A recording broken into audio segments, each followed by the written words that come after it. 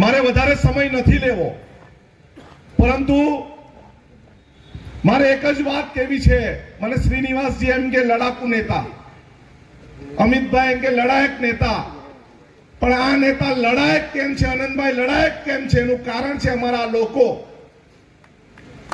અમારો આદિવાસી સમાજ, અમારા ગામડામાં ખૂણે ખૂણે રહેતા આદિવાસી સમાજના યુવકો, અમારા કોંગ્રેસના વડીલો બહેનો, જે તમામ એવા ખંતીલા છે અને દરેક લડાઈમાં, દરેક જગ્યાએ, આંદોલનમાં એક મેસેજ જાય એટલે તમામે તમામ કામ છોડીને અમારી સાથે રસ્તા પર ઉતરી જાય.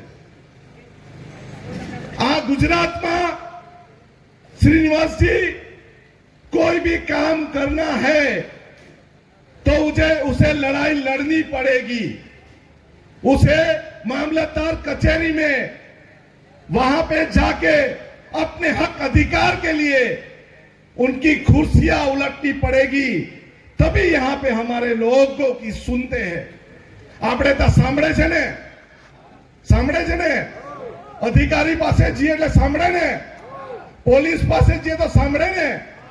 પરંતુ અત્યારે મને એક દુઃખ થયું કે મારા મુસ્લિમ સમાજ વાંસદાના જ્યારે પ્રાંત અધિકારી પાસે ગયા અને પ્રાંત અધિકારી એની કચેરીમાંથી ઉઠીને એણે એમનું આવેદન પત્ર નથી લીધું, એનો મને રંજ છે. ઇલિયાસભાઈ હોય, જાકીરભાઈ હોય કે હનીફભાઈ, આપણે આપણા હકના માટે મુસ્લિમ સમાજ જ્યારે તા ગયો, આપણા ટેક્સના પૈસાથી જે પ્રાંત અધિકારીને પગાર મળે છે એને આવેદન પત્ર લેવું જ પડે, એને આપણી વેદના સાંભળવી જ પડે.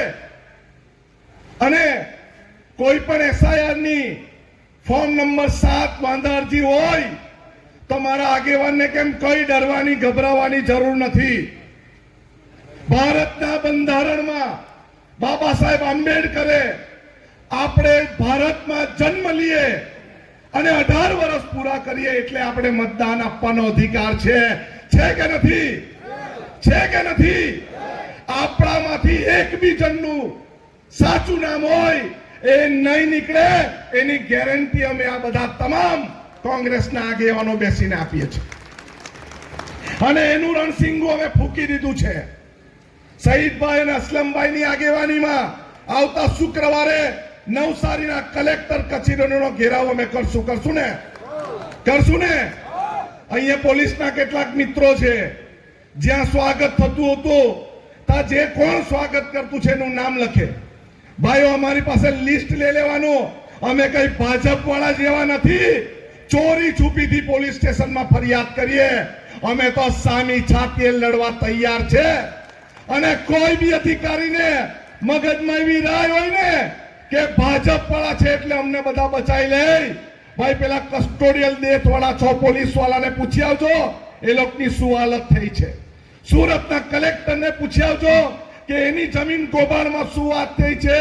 આ દેશ ભાજપના કામથી, આ દેશ ભાજપની વાતથી નથી ચાલતો. આ દેશ બાબા સાહેબ આંબેડકરના બંધારણથી ચાલે છે. અને કોઈ બાપની તાકાત નથી કે બંધારણને બદલે. કોઈ બાપની તાકાત નથી એ લોકશાહીના ગળે ટૂંપો આપે. અમારા જેવા આગેવાન હજુ તૈયાર છે અને અમે બાબા સાહેબ આંબેડકરનું બંધારણ છેલ્લા શ્વાસ સુધીનું રક્ષણ કરવા તૈયાર છે. તૈયાર છો બધા? તૈયાર છો બધા?